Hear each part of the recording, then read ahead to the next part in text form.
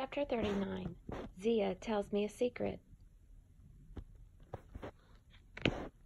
Cheers, Carter, for making me look dramatic and all that. The truth was, a bit less glamorous. Back up, shall we? When my brother, the crazy chicken warrior, turned into a falcon and went up the pyramid's chimney with his new friend, the fruit bat, he left me playing nurse to two very wounded people, which I didn't appreciate and which I wasn't particularly good at. Poor Amos's wounds seemed more magical than physical. He didn't have a mark on him, but his eyes were rolled up in his head and he was barely breathing. Steam curled from his skin when I touched his forehead, so I decided I'd best leave him for the moment. Zia was another story. Her face was deathly pale, and she was bleeding from several nasty cuts on her leg. One of her arms was twisted at a bad angle. Her breath rattled with a sound like wet sand. "Hold still!" I ripped some cloth from the hem of my pants and tried to bind her leg. "Maybe there's some healing magic or... Sadie," she gripped my wrist feebly. "No time. Listen. If we can stop the bleeding... His name. You need his name."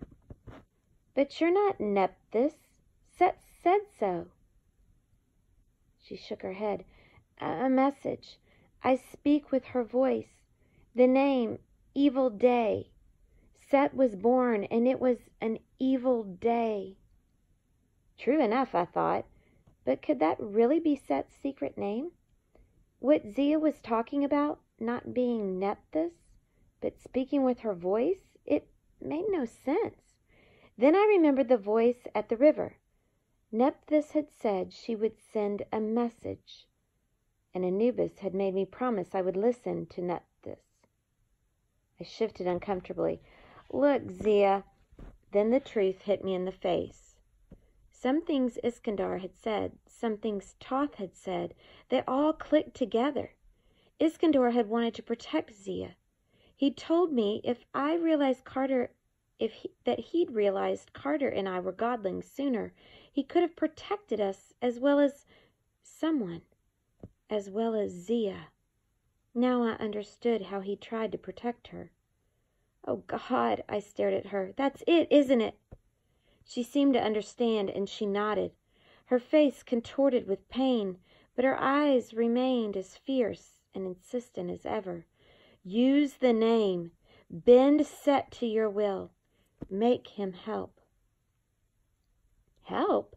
He just tried to kill you, Zia. He's not the helping type." "Go." She tried to push me away. Flames sputtered weakly from her fingers. "Carter needs you." That was the one thing she might have said to spur me on. Carter was in trouble.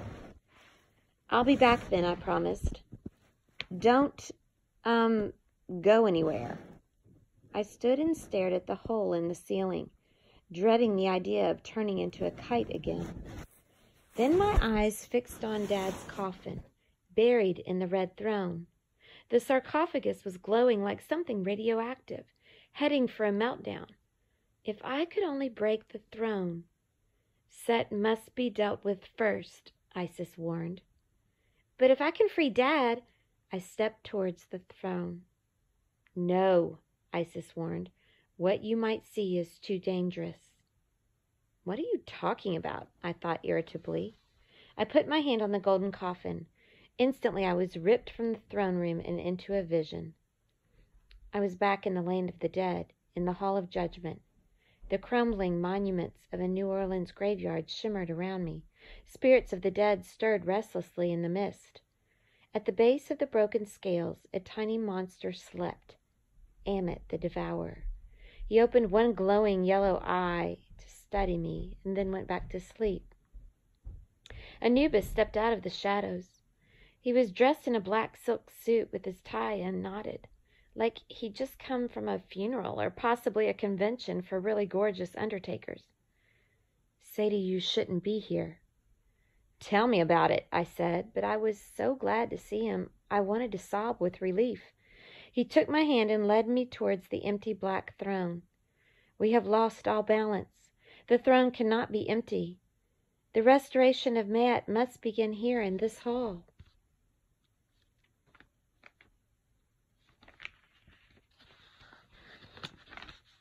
He sounded sad, as if he were asking me to accept something terrible. I didn't understand, but a profound sense of loss crept over me.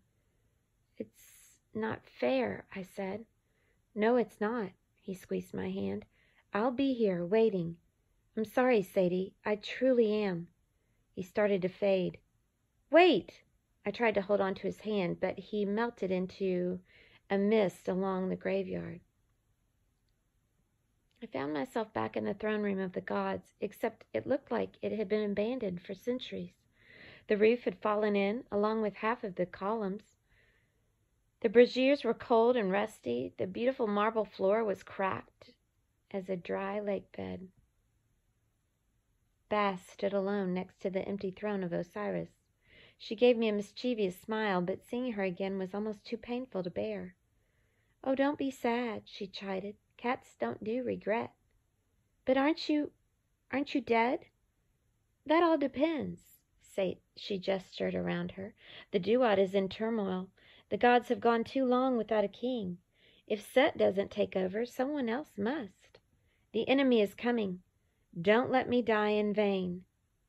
But will you come back? I asked, my voice breaking. Please, I never even got to say goodbye to you. I can't. Good luck, Sadie. Keep your claws sharp. Bast vanished, and the scenery changed again. I stood in the Hall of Ages, in the first Nome, another empty throne, and Iskandar sat at its feet, waiting for a pharaoh who hadn't existed for 2,000 years. A leader, my dear, he said. Maat demands a leader. It's too much, I said. Too many thrones. You can't expect Carter. Not alone, Iskandar agreed. But this is your family's burden. You started the process. The Canes alone will heal us or destroy us. I don't know what you mean. Iskandar opened his hand, and in a flash of light, the scene changed one more time. I was back at the Thames. It must have been the dead of the night, 3 o'clock in the morning, because the embankment was empty. Mist obscured the lights of the city, and the air was wintry. 2 people, a man and a woman, stood bundled against the cold, holding hands in front of Cleopatra's Needle. At first I thought they were a random couple on a date. Then, with a shock, I realized I was looking at my parents.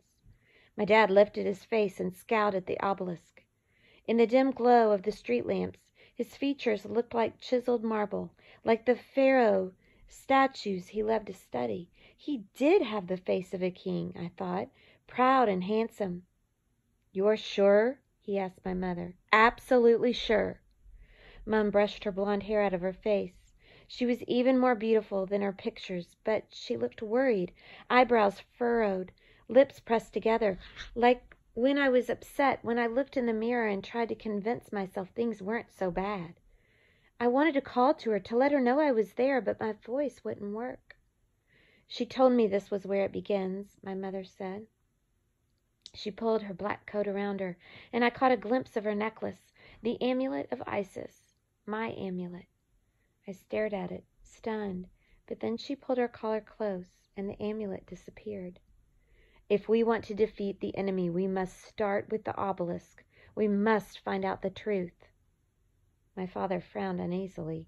He'd drawn a protective circle around them, blue chalk lines on the pavement, and when he touched the base of the obelisk, the circle began to glow. I don't like it, he said. Won't you call on her help? No, my mother insisted. I know my limits, Julius. If I tried it again... My heart skipped a beat. Iskandar's words came back to me. She saw things that made her seek advice from unconventional places. I recognized the look in my mother's eyes, and I knew my mother had communed with Isis. Why didn't you tell me? I wanted to scream. My father summoned his staff and wand. Ruby, if we fail... We can't fail, she insisted. The world depends on it. They kissed one last time, as if they sensed they were saying goodbye. Then they raised their staffs and wands and began to chant. Cleopatra's Needle glowed with power. I yanked my hand away from the sarcophagus, my eyes stung with tears. "You knew my mother," I shouted at Isis. "You encouraged her to open that obelisk. You got her killed." I waited for her to answer. Instead, a ghostly image appeared in front of me, a projection of my father, shimmering in the light of the golden coffin. "Sadie," he smiled. His voice sounded tiny and hollow, the way it used to on the phone when he called me from far away, from Egypt or Australia or God knows where. "Don't blame Isis for your mother's fate. None of us understood exactly what would happen. Even your mother could only see bits and pieces of the future. But when the time came, your mother accepted her role. It was her decision." "To die?" I demanded. "Isis should have helped her. You should have helped her. I hate you." As soon as I said it, something broke inside me. I started to cry. I realized I'd wanted to say that to my dad for years. I blamed him for Mom's death, blamed him for leaving me. But now that I'd said it, all the anger drained out of me, leaving me nothing but guilt. "I'm sorry," I sputtered. I didn't." "Don't apologize, my brave girl. You have every right to feel that way. You had to get it out. What you're about to do, you have to believe it's for the right reasons, not because you resent me." "I don't know what you mean."